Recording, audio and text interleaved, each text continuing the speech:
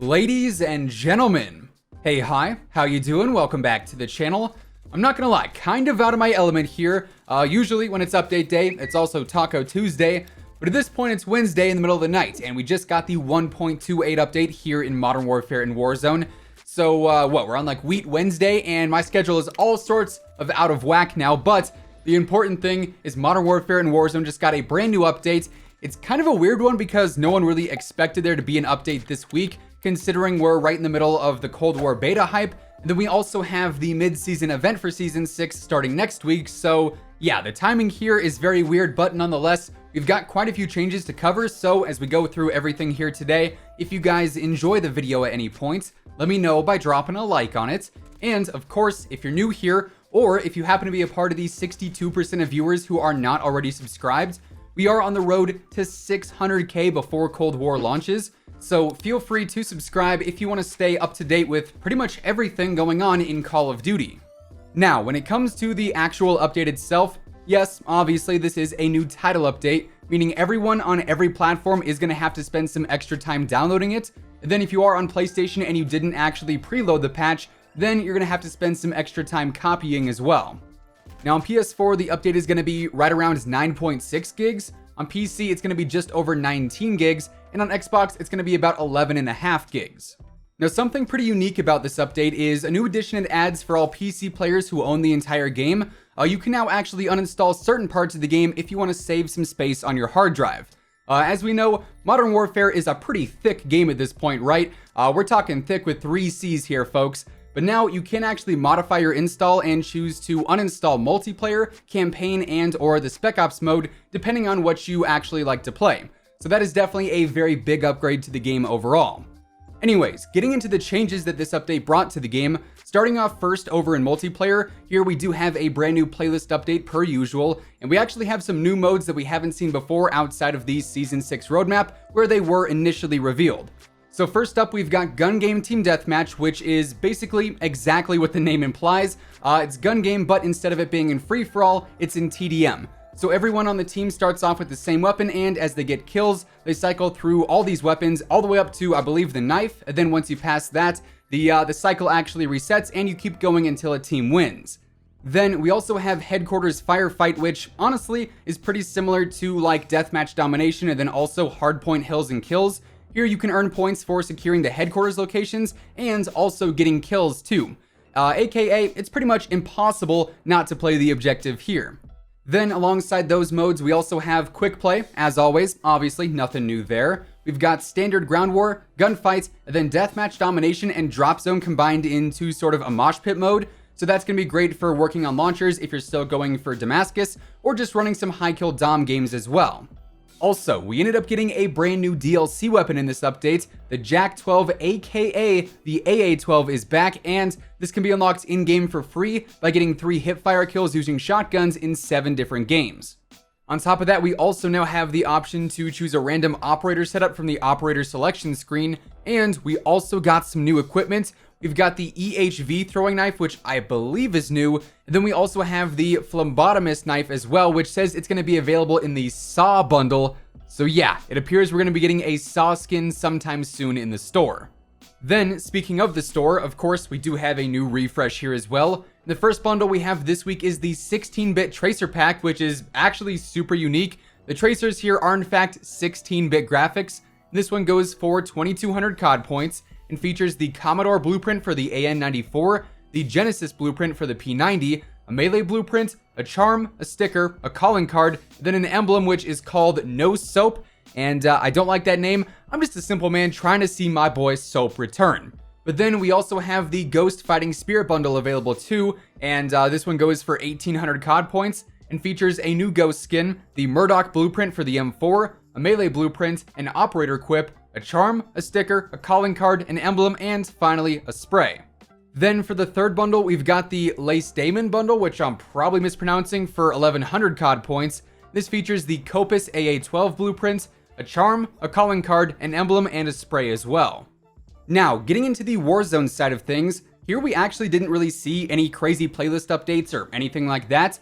However, more on why that may be here in just a moment. But as far as this week goes, we actually still have the playlist of Battle Royale quads, trios, duos, and solos, so all the normal stuff there. And then finally, plunder quads is back as blood money quads was actually removed. Then we also got quite a few backend changes in this update.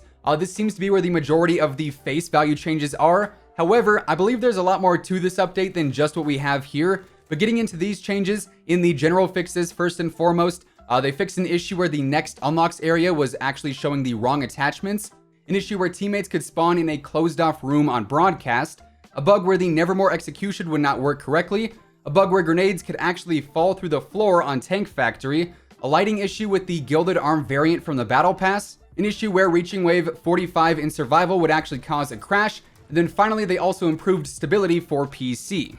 As far as the weapons go, here they actually increased the minimum damage at range on the Kar 98K in Warzone. So yeah, the Kar actually gets a buff here. Personally, I am a very, very big fan of that one. I absolutely love the Kar. I would say it's probably my favorite weapon in all of Warzone. Then we actually saw a reduction to the minimum damage at range on the SPR 208, so the R700 was indeed nerfed even more. Now, for the Warzone specific changes, here they fixed the volume levels with the War Track slider. I don't know about you guys, but it seemed like every single time I jumped into a vehicle, the music was at like 110 volumes, so I'm definitely glad that's fixed.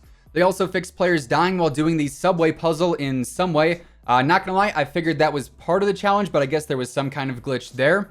They also fixed a bug where you couldn't actually get into Bunker 11, so that should now be accessible once again, alongside a bug with the gas mask in the station puzzle, a bug where using self-revives near the train doors would clip you outside of the train, a collision bug near the underground road over by the airport, a bug with the gulag in the subway cars when you died inside of the train, an issue where players would be placed outside of a vehicle in the wrong direction. That was also a super annoying one. Once again, very glad to see that's here on the patch notes too.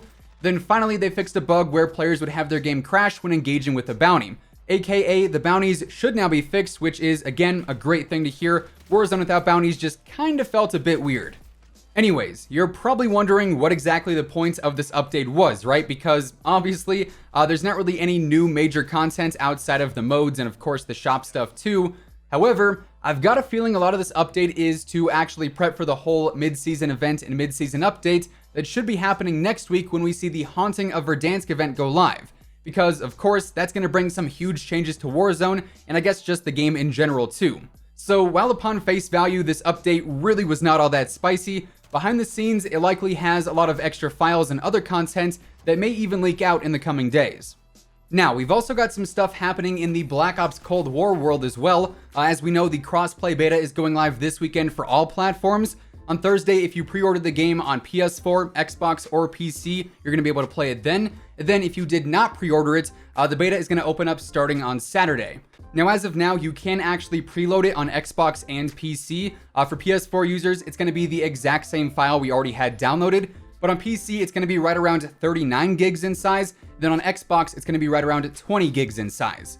We also learned that the crossplay beta is going to feature a few new things for everyone to check out, including Hardpoint as a new multiplayer mode, and we're also going to have access to the brand new Fireteam Dirty Bomb mode as well. And for this, we're actually going to have two different maps to play on. One is called Ruka, which takes place in like a foresty jungle area. And then another one is called Alpine, and that one actually takes place on the side of a mountain.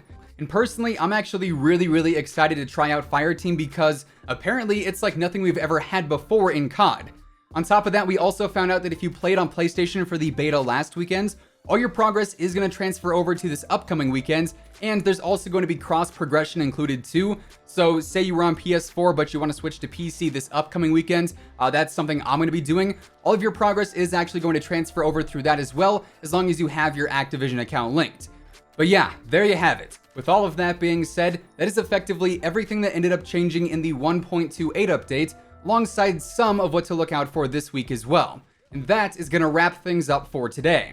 If you guys enjoyed the video, let me know by dropping a like on it. And of course, if you're new here, if you want to help us reach 600k before Black Ops Cold War releases, feel free to subscribe to stay on top of the latest Call of Duty news, intel, updates, and basically everything else in between. As always, if you want to check out any of my partners, be sure to use code IMMORTAL for a spicy discount on all Scuff, G Fuel, and Control Freak products. All of those links can be found down in the description below, and once again, thanks so much for tuning in. Until next time, take it easy, have an awesome rest of your day, and I'll catch you guys later. Peace out.